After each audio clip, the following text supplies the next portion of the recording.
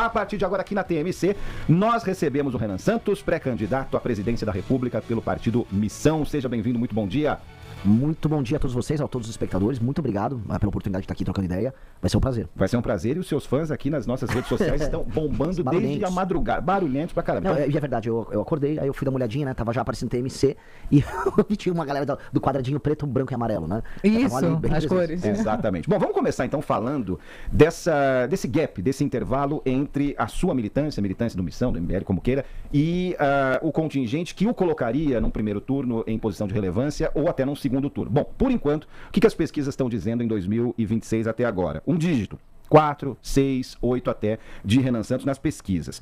Como pular para 2 dígitos? Como sair da bolha, fazer o eleitor e eleitora te colocar num eventual segundo turno? Essa é a discussão que eu tenho com o meu time, porque basicamente se eu chegar a 2 dígitos, eu estou completamente no jogo para o segundo turno.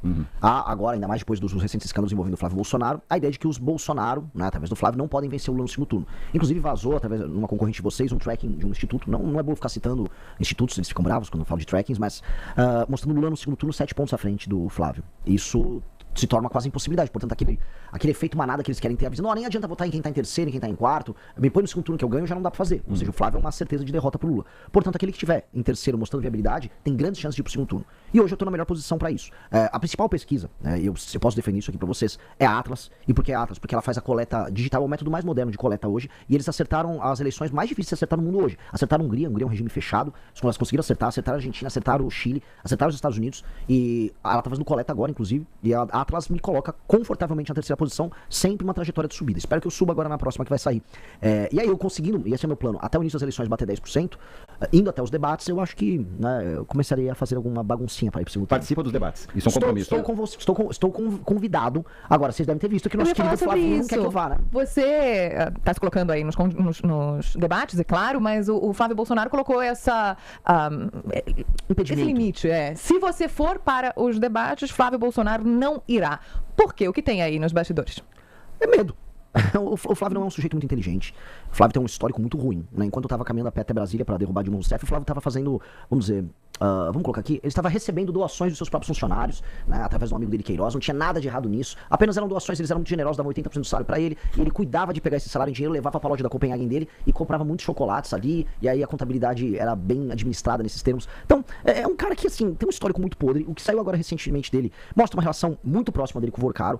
Ninguém financia um filme B, vamos falar a verdade, aquele filme que estão fazendo no pai dele, um filme B, com 143 milhões, 134 milhões, desculpa, já foi demonstrado que a empresa que recebeu o dinheiro, ela comprou uma casa no Texas, curiosamente, habitada pelo irmão dele. Então, a gente falar que ele teria condições de me encontrar no debate, realmente é meio viagem, ele não gostaria não. Como é que você avalia essa semana que passou desse ponto de vista, da história do filme, aquela quarta-feira que chamaram no mercado financeiro de Flávio's Day, daí pra frente a coisa degringolou? Porque tem uma questão muito interessante. Na semana anterior, o governo Lula perdeu 2 pontos importantes no Congresso Nacional. O governo Lula acabou. Na semana seguinte teve a história do filme. A candidatura de Flávio acabou. É isso mesmo ou vem semana e muda tudo de novo? Não, ninguém, né, na política você morre várias vezes, né? É uma arte incrível de nunca sucumbir de verdade. Eu não achava que a derrota do Lula fosse uma derrota que o afetaria em termos eleitorais. Ela teria um efeito político, mostra, vamos dizer, a incapacidade dele controlar um Congresso que está rebelde, uma aliança que foi feita entre Alexandre de Moraes e o Alcolumbre, o que já mostra que a própria divisão interna do STF está afetando o Lula. Mas eleitoralmente, o eleitor do Lula não ia ser afetado por aquilo. Agora, eleitoralmente, vamos dizer, a pessoa que vota no Flávio, uma parte dela, sim. Porque uma coisa é antipetismo, outra coisa é o bolsonarismo. Todo bolsonarista é antipetista, mas nem todo antipetista é bolsonarista. E tem muitas pessoas que se apegam a uma agenda ética. Tem muitas pessoas que já estavam assim, vou ter que empurrar esse Flávio ladeira acima, né? E aí essas pessoas não querem mais empurrar ele ladeira acima. Então o Flávio ele teve muitas defecções no eleitorado dele. As próximas pesquisas vão trazer eleitorado urbano, eleitorado feminino e urbano. As pessoas com um pouco mais de escolaridade, essas pessoas vão pular fora do Flávio. E eu vou aproveitar para fazer uma pergunta. Quem é o seu eleitorado? Qual o perfil dos seus eleitores? Bom, eu espero que seja todos os brasileiros, né? Todas as pessoas nascidas em território brasileiro aptas a votar. Mas hoje, né, se eu for colocar assim, quem hoje está, vamos dizer, apoiando a pré-candidatura, que hoje está militando, são pessoas mais jovens, especialmente até seus 33, 34 anos, em todo o território nacional. E aí a divisão geográfica é uma primeira coisa que eu consegui quebrar na tal da polarização. Que no fundo, quando a gente fala em polarização no Brasil, a gente está fazendo, foi muito de um recorte norte-sul. Todo mundo fala de que é ideológico, no fundo é um recorte norte-sul. E eu tenho muitos seguidores no norte e muitos seguidores no sul. Quando eu falo norte, eu incluo o nordeste. E isso é a primeira divisão, a primeira diferença, que a gente invade o eleitorado do Lula e invade o eleitorado dos Bolsonaro. A segunda coisa, o eleitor ele é um pouco mais masculino que feminino. Foi bem mais masculino antes, né? Eu tava com uma proporção bem, vamos colocar, desproporcional. Agora tá começando a equilibrar, especialmente porque as pessoas que vão começar a me acompanhar a partir dos 30, 35 anos de idade, a taxa de mulheres inclusas nisso aí é bem maior. Então a gente começa a equilibrar isso. Mas seria isso. A gente tá falando então de um millennial urbano até esse momento. Mais ou menos. É um zillennial urbano. Zillennial urbano. Por quais caminhos o Renan Santos vai bater na porta dessas pessoas que não fazem parte hoje, maio, né? A partir de hoje, dessa configuração desse perfil? A real, eu não vou mudar nada. Porque a mensagem, se eu apresentar, e eu já fiz esse teste, se eu apresentar minha mensagem com o rosto de um político conhecido que essa pessoa gosta, ela vai falar, nossa, tá perfeita a mensagem. A questão toda é que as pessoas não me conhecem, eu sou mais desconhecido dentre todos, e há uma questão, as pessoas mais velhas já estão mais apegadas à polarização do que as mais novas. A polarização responde a um modelo de pensar política que todo mundo 40 a mais tem, não só no Brasil, mas no mundo todo. Você tem uma clivagem conservador, progressista, nos Estados Unidos, tinha na Inglaterra, no mundo todo tinha esse desenho. Desenho que vem muito do lado do período da Guerra Fria.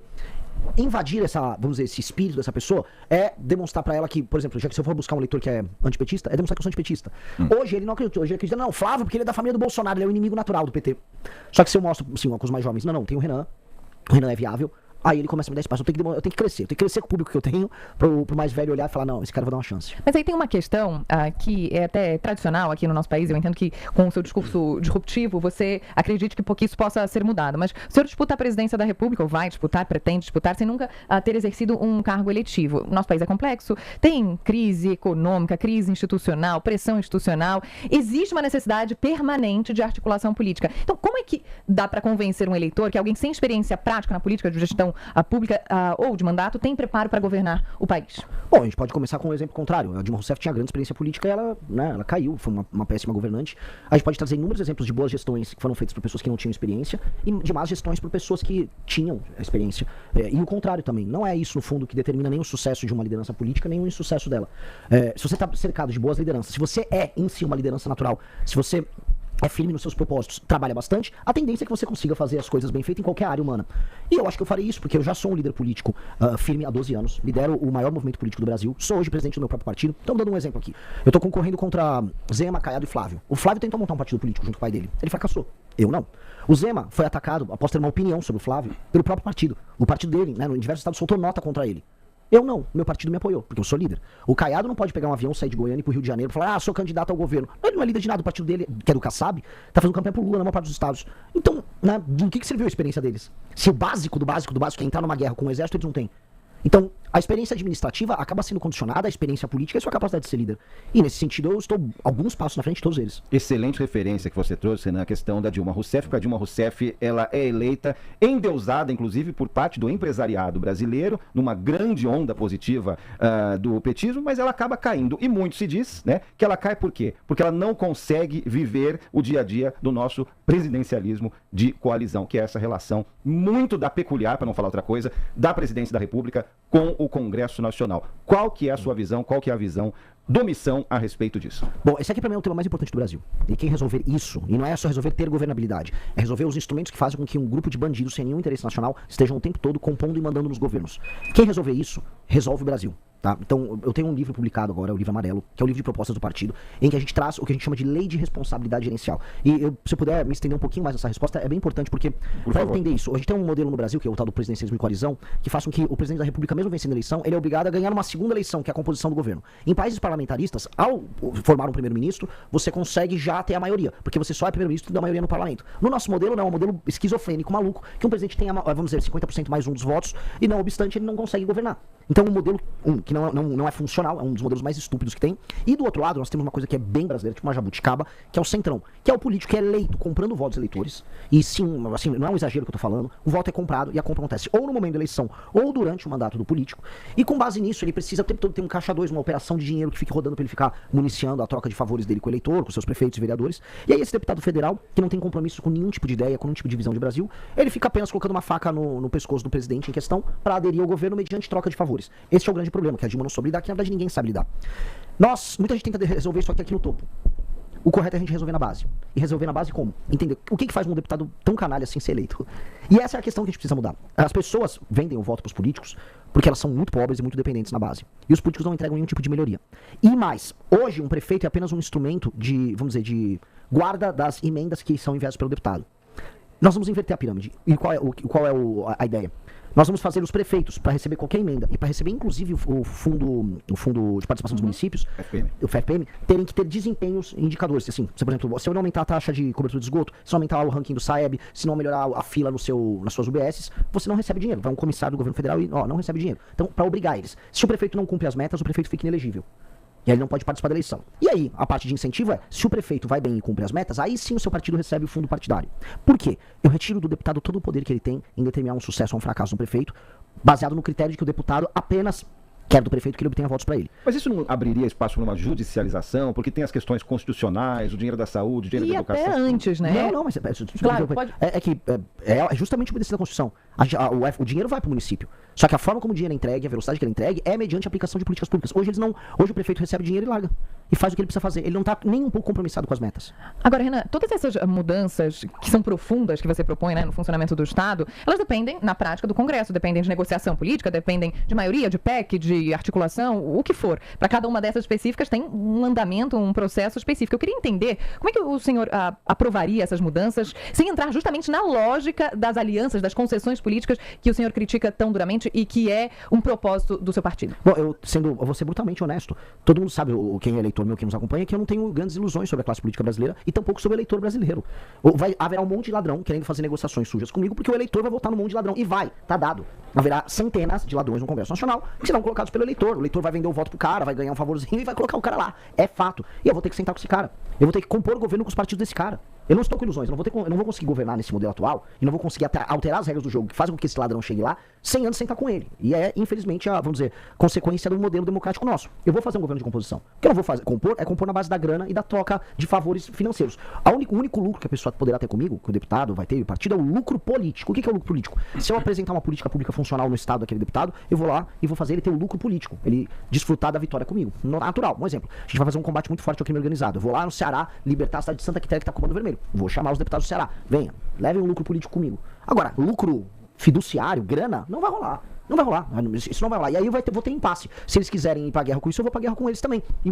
Inclusive, me alio com quem não imaginam. Vou dar um exemplo, o Flávio Dino, que é do campo político oposto ao meu, ele está fazendo um trabalho sério de fiscalização com emendas. Pois bem, eu vou apoiar o Flávio Dino. Vamos pra cima, vamos apoiar a Polícia Federal e vamos pra cima de quem tá desviando emenda. Se o Congresso quiser ter o lucro político das boas políticas do meu governo, bora, compõe o governo com todo mundo. Se o Congresso quiser me achacar, vou chamar o Flávio Dino e aí eles vão se ver com as emendas que eles roubaram. Ponto. Sem discussão. Frase, vou fazer um governo de composição. Então eu quero desenvolver, explorar mais um pouco essa frase que você acabou de trazer. Você deu um exemplo, Flávio Dino, nesse caso específico das emendas. Quem você enxerga hoje, nomes e legendas, que poderia, em alguns aspectos determinados, fazer parte de um governo de composição do Missão a partir de 2027? Por exemplo, Tereza Cristina, ela é no Partido Centrão. Não teria problema nenhum em ter uma Tereza Cristina, que é do Partido Centrão, participando no governo meu. O ex-governador do Espírito Santo, Paulo Artung, foi um governador sério, de Partido Centrão, não teria problema nenhum de ter uma composição com ele. Esses partidos Centrão, eles são compostos na sua maioria por tralha, por porcaria. Mas há quadros bons pontualmente. Eu toparia, você quer participar comigo, ô PP, partido do Ciro Nogueira? Só não quero o Ciro Nogueira, por favor. Agora, tem alguém interessante aí? Me dá, não tem problema nenhum. A composição terá que ser feita, infelizmente. Ela é condicionada ao quê? O programa é nosso. Porque o que nos elegeu foi o programa. Então eles vão executar o meu programa, que é o programa que venceu nas urnas. 2. Vai tocar o meu programa? Tá, não haverá negócio, não haverá porteira fechada pra nada. Porque a gente sabe muito bem, por exemplo, que como é que funciona esse jogo? Um cara pede um ministério e ele acha que o ministério é um feudo em que ele fará negócios. E é ali que surge a grande corrupção. O ministério, ele tem autarquias ligadas a ele vai ter empresas públicas ligadas a ele tem orçamento, ele consegue administrar eventualmente o envio de um recurso pra uma área aqui, outra ali. E é ali que vai rolando a roubalheira. Não vai rolar. As empresas públicas, as autarquias, as políticas públicas, elas vão ser tocadas por técnicos nossos e o partido que vai compor, ele vai compor aquele governo baseado na ideia de que ele vai ter o lucro político conosco. Só isso. Ponto.